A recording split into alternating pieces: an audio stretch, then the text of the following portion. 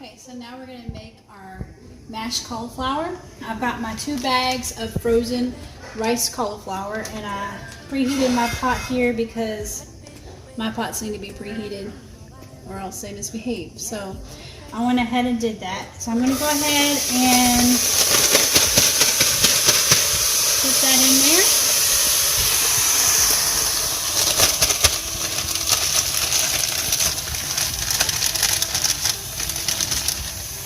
So now we've got the rice cauliflower in there, and all we're going to do is we're just going to heat it up for about 5 minutes or so until it's all cooked up, and we've got to get all the moisture out of the cauliflower. That's the main thing, because as you cook cauliflower, it has a lot of moisture, a lot of water that comes out of the vegetable itself. So we've got to cook all of that out, or else everything that you make with it is just going to be really runny. So that's the main thing that we're doing here, is we're just going to heat it up real good and cook out all the water. So this should be about 5 minutes.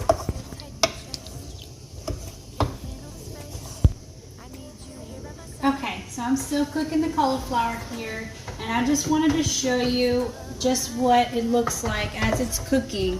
As I was talking about with the water, if I press against this cauliflower in here, you can see all the excess water, all the water that's coming out of the vegetable. So that's what I'm talking about. I just want to make sure that we just cook that out. It's gonna evaporate, and we're just gonna keep cooking it until it's gone. Okay, so I've been working on this cauliflower rice. We've cooked out as much of the water as we could, and as you can see, it's got that mushy look to it.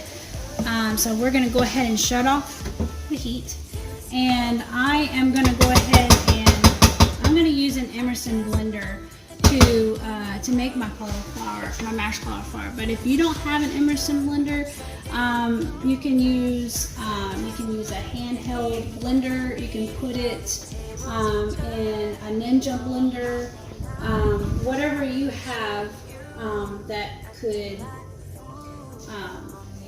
get this nice and mashed, because it's not going to work the same way as potatoes with a potato masher, because it's all, you know, small little pieces. So you need something like a blender of some sort.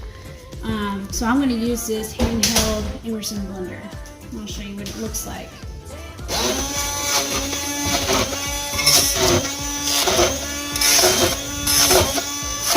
And as you can see, it looks really, really close to what mashed potatoes looks like. It's got the same texture, same color. The taste is definitely a little bit different, but I feel like it's a great substitute.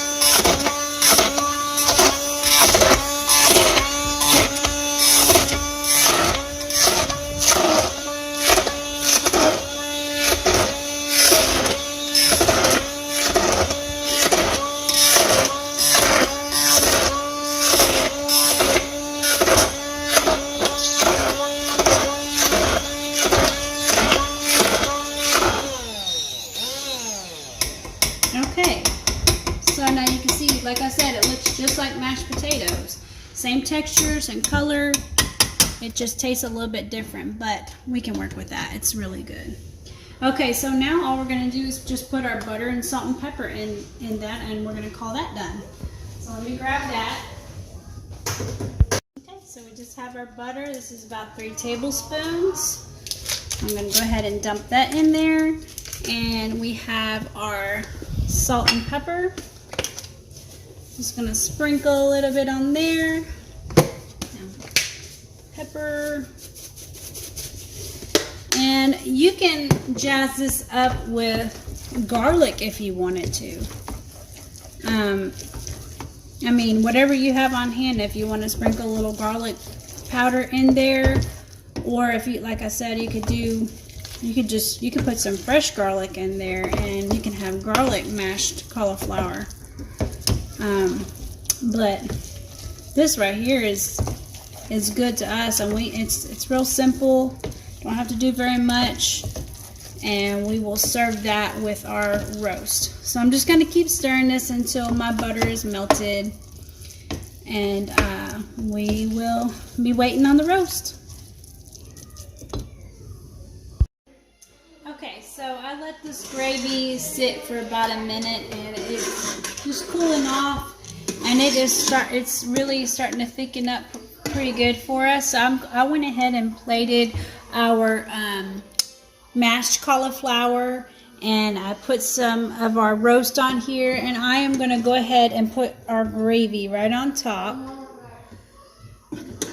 and it just looks so good. Okay, so this is our finished product here. We have our mashed cauliflower with our beef roast and our gravy that we made with the xanthan gum and all the goodies from the pot. If this is your first time trying it with banana peppers, keep in mind, like I said, we eat this once a week. It is so good. You're going to like it, I promise. Just comment and let me know how you like it. With the xanthan gum and all the goodies.